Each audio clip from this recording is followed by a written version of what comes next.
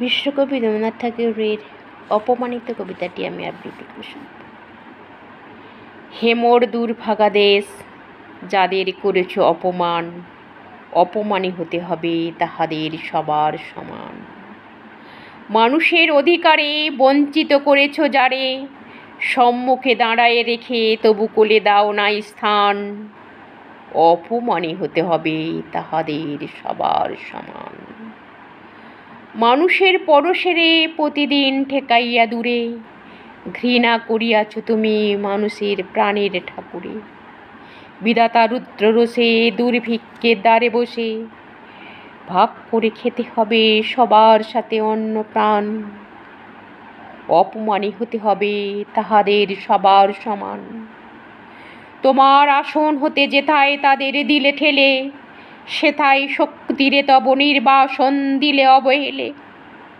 চরণে দলিত হয়ে ধুলায় সে যায় বয়ে, সেই নিম্নে নেমে এসো নইলে নাহিরে পরিত্রাণ। অপমানী হতে হবে আজি তোর সবার সমান। যারে তুমি নিচে ফেলো সে তোমারে বাঁধিবে যে নিচে, প্রস্তাতে রেখেছ যারে সে তোমারে প্রস্তাতে টানিছে। অজ্ঞানের অন্ধকারে আড়ালে ঢাকিছ যারে, তোমার মঙ্গল ঢাকি করিছে সে ঘোর ব্যবধান। অপমানী হতে হবে তাহাদের সবার সমান। শতেক শতাব্দী ধরে নামে শিরে অসম্মান বার, মানুষের নারায়ণী তবুও করোনা নমস্কার। তবু নত করে আঁখি দেখিবারে পাও নাকি, নেমেছে ধুলার তলে হীন পতিতের ভগবান। অপমানী হতে হবে সেটা তোরে সবার সমান। দেখিতে পাও না তুমি মৃত্যু দূত দাঁড়ায়েছে দ্বারে, অভিশাপ আঁকি দিল তোমার জাতির অহংকারে।